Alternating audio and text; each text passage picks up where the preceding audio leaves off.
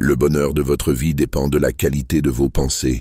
Dans un monde qui nous impose constamment nos sentiments, nos pensées et nos actions, imaginez posséder le pouvoir de trouver la paix intérieure et le bonheur, quelles que soient les circonstances. Ce n'est pas seulement puissant, c'est révolutionnaire. Il s'agit de prendre le contrôle, non pas du monde, mais de quelque chose de bien plus important, et absolument à notre portée. Notre propre esprit. Le stoïcisme nous enseigne la résilience, la gratitude et l'art de vivre une vie épanouie. Mais ce n'est pas seulement une leçon d'histoire, il s'agit de vous, de votre vie aujourd'hui. Il s'agit d'affronter le chaos de notre monde, moderne, sans perdre son sang-froid. Il s'agit de trouver le calme dans la tempête et le bonheur dans les choses les plus simples. Il s'agit de transformer vos matins, autrefois redoutés, en un puissant tremplin pour une journée pleine de sens et de joie. Alors, si vous vous êtes déjà senti dépassé par le tumulte de la vie, si vous avez du mal à trouver un moment de paix, ou si vous êtes simplement curieux de savoir comment la sagesse ancestrale peut être votre arme secrète au XXIe siècle, restez avec nous. Cette vidéo pourrait bien être celle qui changera tout pour vous. Plongeons dans les stratégies stoïques qui peuvent nous aider à créer non seulement une routine matinale, mais aussi une vie pleine d'intention, de résilience et de véritable bonheur. Je vous implore d'accorder toute votre attention à cette vidéo du début à la fin. Si vous êtes arrivé jusqu'ici, c'est que vous n'êtes pas comme les autres. Vous êtes quelqu'un d'exceptionnel, en quête de profondeur et de sagesse. Votre dévouement à assimiler pleinement ce contenu vous distingue encore davantage. Premièrement, trouvez votre ikigai. Cela peut paraître un terme sophistiqué, mais c'est en réalité un concept magnifiquement simple, venu du Japon. Il s'agit de trouver le juste équilibre entre vos passions, vos compétences, les besoins de la société et votre rémunération. C'est votre raison d'être. Imaginez-vous vous réveiller, chaque matin animé par un objectif clair qui vous passionne, quelque chose qui rend l'idée même de vous endormir inutile. Marc Aurèle ne se contentait pas d'endurer les épreuves de la vie avec une attitude guindée. Il était profondément convaincu que nous sommes tous là pour apporter notre contribution, pour apporter une contribution significative. Il nous encourageait à considérer chaque jour comme une occasion de remplir notre rôle avec intégrité et passion. Maintenant, réfléchissez à cela dans le contexte de l'ikigai. Il ne s'agit pas seulement de trouver ce que vous aimez, il s'agit de l'aligner avec les besoins du monde et vos compétences. C'est là que la magie opère. Mais comment découvrir son ikigai? Cela commence par une introspection. Demandez-vous, qu'est-ce qui me passionne? En quoi suis-je doué? Qu'attend le monde de moi? Pourquoi puis-je être rémunéré? Ce n'est pas grave si les réponses ne vous viennent pas immédiatement. Il s'agit d'un voyage, d'explorer différentes facettes de votre vie et de vos centres d'intérêt et de voir où ils convergent. Cette quête de votre ikigai n'est pas un simple exercice léger et réconfortant. Il s'agit de poser les bases d'une vie riche de sens et de satisfaction. En alignant vos actions quotidiennes sur votre objectif profond, même les tâches les plus banales prennent de l'importance. Vos relations s'épanouissent, car vous êtes plus présent et engagé. Votre créativité s'envole, car vous êtes en phase avec vos véritables passions et votre bonheur profond. Eh bien, il devient plus un compagnon constant qu'un visiteur passager. Alors, lorsque vous pensez à régler votre réveil pour demain matin, réfléchissez à ce que l'ikigai signifie pour vous. Qu'est-ce qui pourrait être si captivant que vous vous leviez du lit avec l'envie de commencer la journée? N'oubliez pas qu'il ne s'agit pas d'une transformation du jour au lendemain. C'est un processus, un développement en douceur. Et comme Marc Aurèle nous le rappelle, il s'agit d'accomplir ce travail jour après jour avec dévouement et honneur. Trouver son ikigai n'est pas seulement une question d'épanouissement personnel. Il s'agit d'assumer votre rôle dans la grande mosaïque de la vie, d'apporter votre contribution, unique à l'histoire, humaine en constante évolution. Deuxièmement, préparez-vous pour vos matins. Les stoïciens de l'Antiquité, et notamment Marc Aurèle, étaient convaincus que nos actions devaient avoir un but. Il ne s'agit pas d'actes impromptus, mais d'actions délibérées guidées par notre boussole intérieure. Cette philosophie s'applique parfaitement à la façon dont nous nous préparons pour la journée à venir. Dès la veille, voici l'essentiel. La qualité de votre matinée commence par la façon dont vous passez votre soirée. Il est tentant de regarder votre série préférée, jusqu'au petit matin ou de surfer sur les réseaux sociaux jusqu'à en perdre la vue. Mais prenons un moment pour réfléchir à la façon dont cela vous prépare pour la journée suivante. Votre cerveau a besoin de temps pour se détendre, assimiler les événements de la journée et se ressourcer pour l'avenir. C'est là qu'une routine avant le coucher efficace entre en jeu. Imaginez que vous accordiez à votre routine du soir le même respect et la même attention qu'à tout autre aspect important de votre vie. Il ne s'agit pas d'une autodiscipline rigide qui gâcherait vos soirées. Il s'agit de créer un espace propice à votre bien-être et en phase avec vos objectifs du lendemain. Par exemple, limiter le temps passé devant un écran 1 heure avant de vous coucher ne signifie pas vous priver de détente. Il s'agit d'indiquer à votre esprit qu'il est temps de se détendre, de s'endormir plus facilement et de se réveiller frais et dispo. Planifier un peu pour le lendemain peut aussi changer la donne. Cela peut être aussi simple que de noter vos 3 priorités pour demain. Cet acte à lui seul définit une direction claire et vous permet de vous réveiller avec un but. Et c'est là que l'état d'esprit stoïque prend tout son sens. Il s'agit de reconnaître ce que nous pouvons contrôler et de laisser tomber ce qui ne l'est pas. Nous ne pouvons peut-être pas contrôler chaque détail de notre journée, mais nous pouvons certainement influencer la façon dont nous la commençons. Et n'oublions pas la respiration profonde ou la méditation pour apaiser l'esprit. Cette pratique n'est pas un luxe, c'est un outil puissant qui signale à votre corps qu'il est temps de se reposer. Inspirer profondément et expirer lentement aide à réduire le stress, à ralentir votre rythme cardiaque et à préparer votre corps à un sommeil profond et réparateur.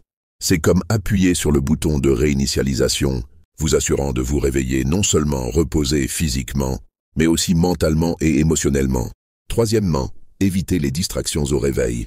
Dans notre monde connecté en permanence, cela peut paraître une tâche herculéenne, mais c'est absolument essentiel pour donner le ton à votre journée. Imaginez les premiers instants de votre matinée, loin du brouhaha numérique des emails, des notifications des réseaux sociaux ou de l'actualité. Il n'y a que vous, vos pensées et le calme serein de l'aube.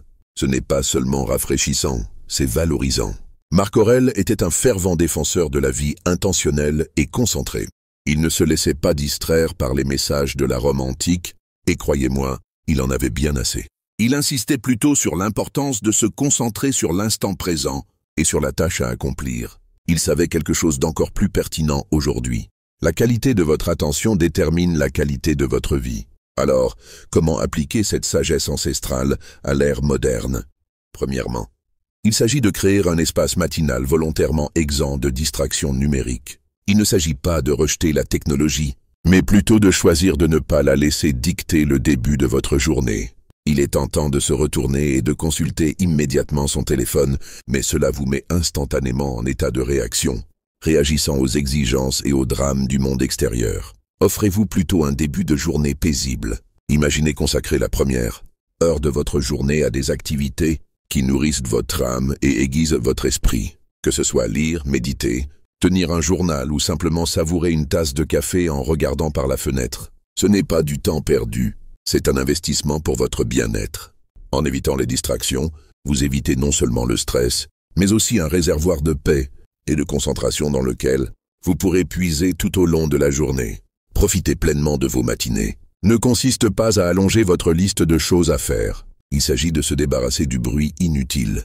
Il s'agit de prioriser ce qui compte vraiment, avant que les exigences de la journée ne vous accaparent. C'est là qu'entre en jeu la pratique stoïque de se concentrer sur ce que l'on peut contrôler. Vous ne pouvez peut-être pas contrôler le flot d'emails qui vous attend, mais vous pouvez contrôler comment et quand vous choisissez d'y répondre. Alors, demain, mettez-vous au défi de commencer la journée à votre rythme. Résistez à l'envie de plonger dans le monde numérique dès le matin. Ancrez-vous plutôt dans l'instant présent, savourant la paix et le potentiel que recèle le matin. N'oubliez pas que chaque jour est une nouvelle occasion de vivre plus intentionnellement, plus sereinement et plus en phase avec ce que vous aspirez à être. Faisons de nos matins un témoignage de cette ambition, guidés par la sagesse intemporelle du stoïcisme et une concentration inébranlable sur l'essentiel. Numéro 4. Réveillez-vous régulièrement. Le stoïcisme repose essentiellement sur la compréhension de ce qui est sous notre contrôle et sur l'action vertueuse et intentionnelle dans ces domaines. Marc Aurèle, Sénèque, Épictète. Ces hommes ne se contentaient pas de parler, d'endurer les difficultés de la vie avec une attitude irréprochable. Ils prônaient un engagement proactif dans la vie, une prise en main de nos actions et de notre état d'esprit. Se réveiller régulièrement est une pratique qui incarne cette philosophie. C'est une déclaration selon laquelle nous sommes maîtres de la façon dont nous commençons notre journée, que nous ne sommes pas à la merci des caprices ou des pressions extérieures. Construire une vie, comme le suggère le stoïcisme, étape par étape, en se contentant de chaque action, est un concept puissant. Cela nous rappelle que les grands changements commencent par de petites actions cohérentes. Se réveiller à la même heure chaque matin peut paraître anodin, mais c'est une habitude fondamentale qui pose les bases de tout le reste. Il s'agit de créer une base stable pour votre journée, où vous ne vous précipitez pas dès l'ouverture des yeux, mais commencez plutôt avec un sentiment de contrôle et de détermination. Mais voilà le problème. La constance est un défi. C'est normal. Les premiers jours, se réveiller à la même heure chaque matin peut sembler une véritable épreuve. Votre lit est plus confortable que jamais, et la tentation d'appuyer une fois de plus sur « snooze » peut être irrésistible. C'est là qu'intervient la pratique stoïque de la persévérance. Il s'agit de se rappeler pourquoi on agit ainsi, de la personne que l'on devient grâce à cette discipline. Il s'agit de voir au-delà du confort immédiat et de se concentrer sur les bienfaits à long terme que cette habitude apportera à votre vie. Devenir matinal ne se résume donc pas aux matins eux-mêmes. Il s'agit d'incarner les qualités qui vous rendent résilient, concentré et déterminé tout au long de la journée. C'est une pratique de maîtrise de soi qui permet d'aligner ses actions sur ses valeurs et de cultiver le style de vie que l'on souhaite vivre, un matin à la fois. Alors, comment faire de la régularité notre allié? Commencez par définir une intention claire la veille au soir. Rappelez-vous pourquoi il est important pour vous de vous lever à une heure précise. Est-ce pour avoir plus de temps calme le matin pour lire ou méditer? Est-ce pour faire de l'exercice ou simplement pour commencer la journée de manière plus détendue et contrôlée? Créez ensuite un environnement propice à cette habitude. Par exemple, vous couchez un peu plus tôt pour dormir suffisamment. Ou laissez les rideaux légèrement ouverts pour laisser la lumière naturelle vous réveiller en douceur. Et quand les choses se corsent, souvenez-vous de votre foi stoïque, dans le pouvoir de votre volonté et de l'importance d'agir selon vos principes. Chaque matin, en vous réveillant à l'heure que vous avez choisie, vous ne faites pas que commencer votre journée. Vous renforcez votre engagement envers vous-même, votre croissance et une vie pleine d'intention et de sens. Cinquièmement, allez-y doucement. Au milieu de tous ces discours sur la discipline, la constance et le réveil avec le soleil, il est primordial de se rappeler une chose. Nous sommes humains, et être humain signifie que nous sommes des créatures merveilleusement complexes, dotées d'un cerveau qui privilégie souvent la voie de la facilité, celle de la gratification instantanée. C'est précisément pourquoi adopter de nouvelles habitudes, comme transformer nos matins, peut au départ sembler une tâche ardue. Pourtant, reconnaître ce fait est incroyablement libérateur. Ce n'est pas un défaut, cela fait simplement partie de l'expérience humaine. Appliquons maintenant un peu de stoïcisme à ce concept. Le stoïcisme nous enseigne l'importance de l'autocompassion et de la compréhension, tout en prônant la discipline et la résilience. Marc Aurèle, dans ses écrits personnels, se rappelait souvent qu'il fallait être patient et indulgent envers ses propres défauts. Il savait que se culpabiliser pour chaque faux pas n'était pas la voie de la croissance. Il préconisait plutôt de reconnaître ses erreurs, d'en tirer des leçons, puis de les laisser derrière soi. Cette approche est essentielle pour instaurer de nouvelles routines matinales ou toute autre habitude. Les premiers jours, voire les premières semaines, peuvent être difficiles. Votre réveil sonne et chaque fibre de votre être aspire à rester bien au chaud dans votre lit. Et soyons honnêtes, il y aura des jours où vous céderez à ce désir. Ce n'est pas grave. L'essentiel réside dans ce que vous faites ensuite. Allez-vous vous culpabiliser? Vous enlisez dans un cycle de culpabilité et d'autocritique? Ou allez-vous prendre une grande inspiration, vous pardonner et voir le lendemain matin comme une nouvelle occasion de réessayer? Le pardon et la patience envers soi-même ne sont pas des signes de faiblesse.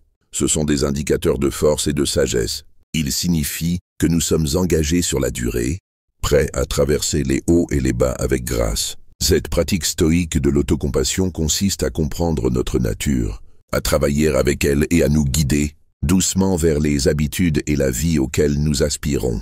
De plus, se détendre ne signifie pas se trouver des excuses, ni se permettre de constamment décevoir ses objectifs. Il s'agit de reconnaître que la croissance est un processus semé d'apprentissages et de revers. Il s'agit de comprendre que chaque jour apporte son lot de défis et d'opportunités. Et c'est dans ce renouvellement quotidien que nous puisons notre force et notre résilience. Alors, lorsque vous vous efforcez d'adopter ces matins matinaux ou toute nouvelle habitude, n'oubliez pas de vous ménager. Célébrez les petites victoires, Apprenez des échecs et abordez chaque journée avec le cœur prêt à recommencer.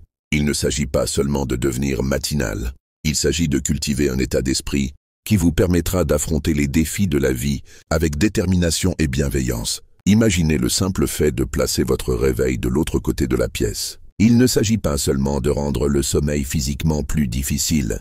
C'est une déclaration.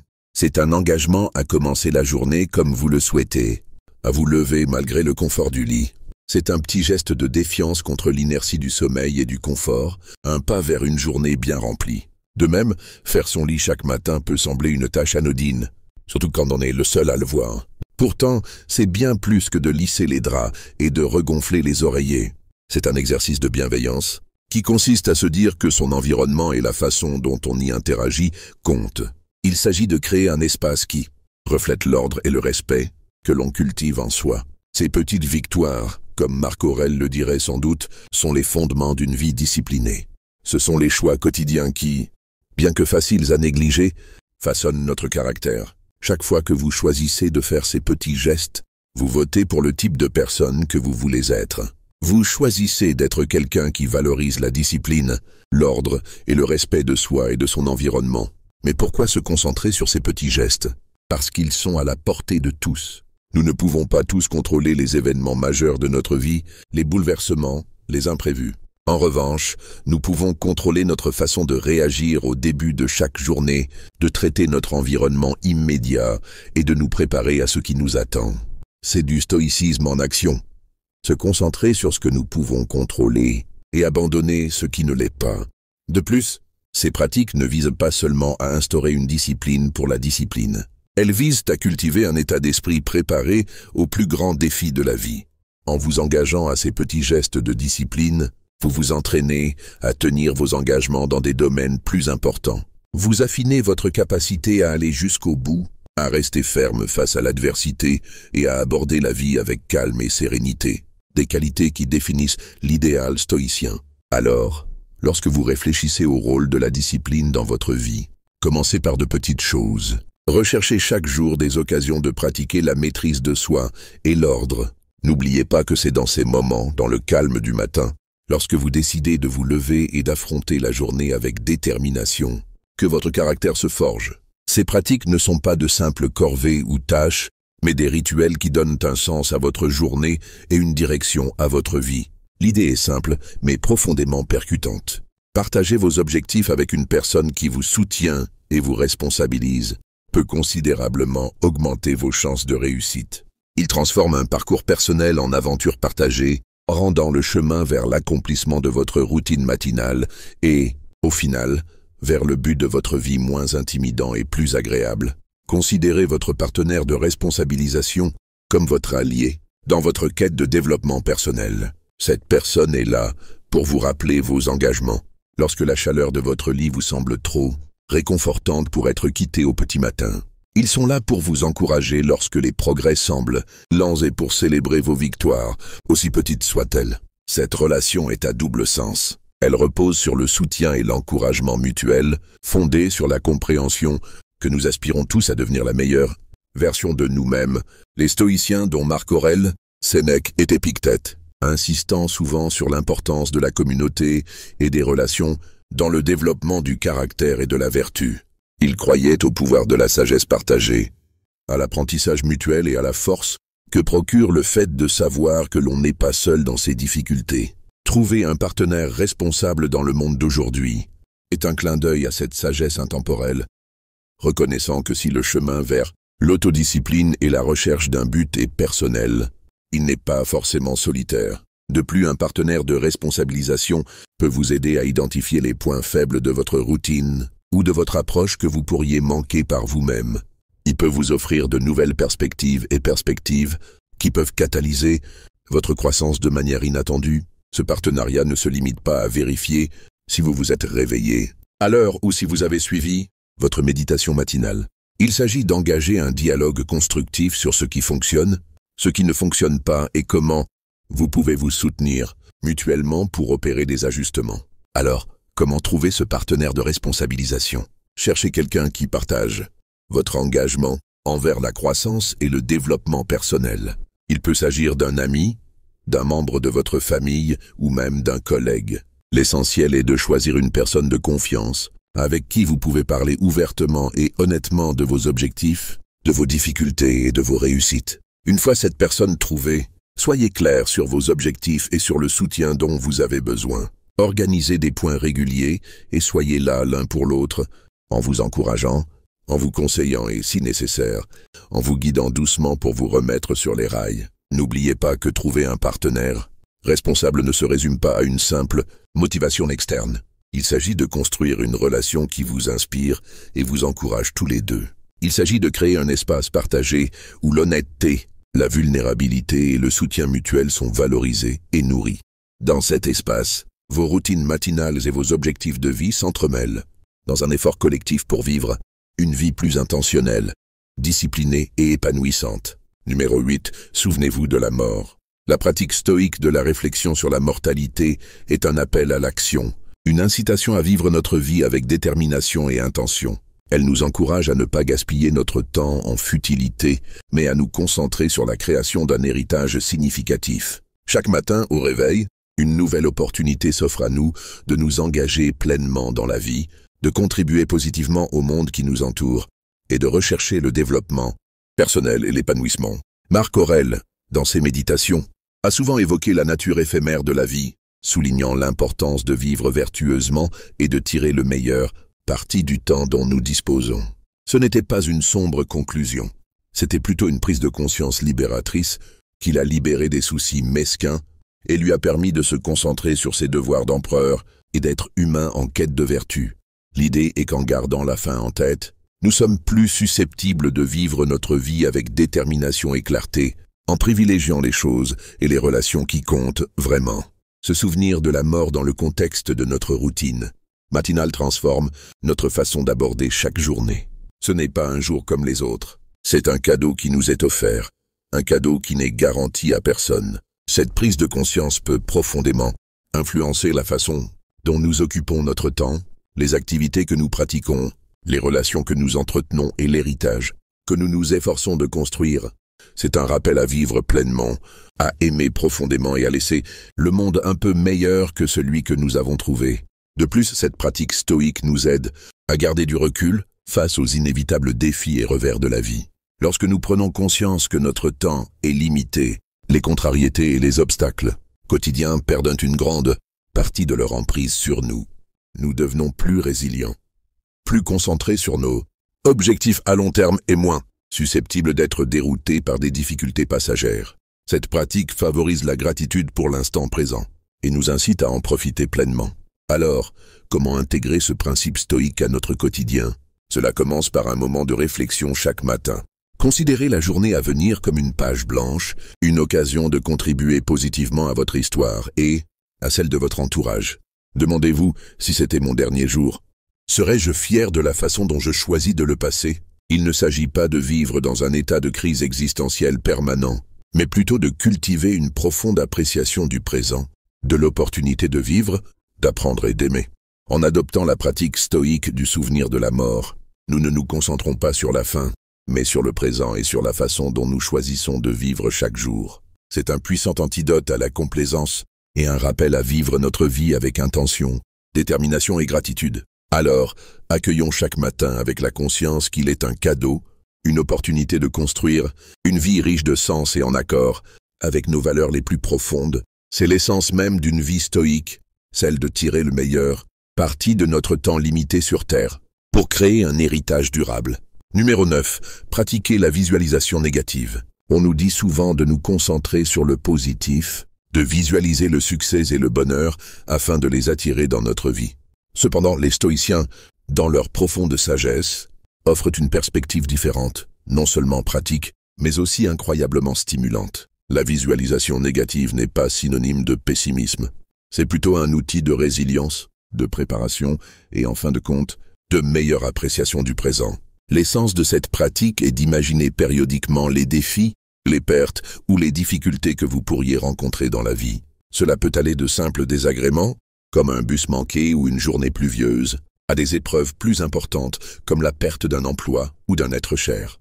L'objectif n'est pas de ressasser ces scénarios au point de susciter la peur ou l'anxiété, mais de vous préparer mentalement à la manière dont vous réagiriez si de telles situations se présentaient. Ce processus de visualisation vous prépare émotionnellement et mentalement, vous rendant moins vulnérable aux aléas de la vie. Marc Aurèle, Sénèque et Épictète croyaient tous qu'en contemplant le caractère temporaire de tout ce qui échappe à notre contrôle, nous pouvions cultiver un sentiment plus profond de paix et de résilience.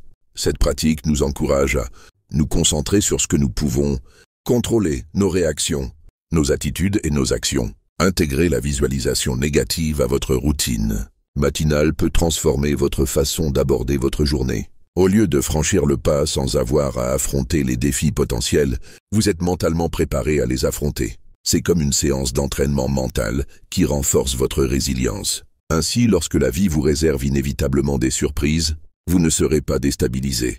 Vous avez déjà imaginé ce moment dans votre esprit et pouvez vous appuyer sur vos stratégies prévisualisées pour le traverser. De plus, cette pratique a un effet magnifique, quelque peu paradoxal.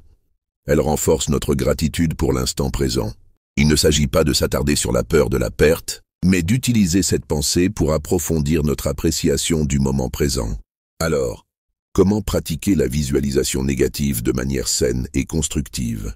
Commencez par quelques instants le matin pour envisager les défis potentiels de la journée ou des perspectives d'avenir plus larges.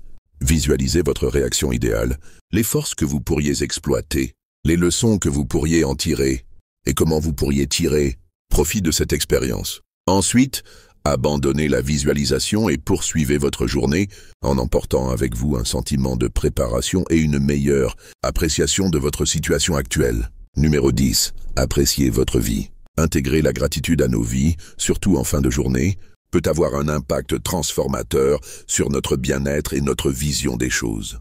Tenir un journal de gratitude est un moyen simple et efficace de cultiver ce sentiment d'appréciation.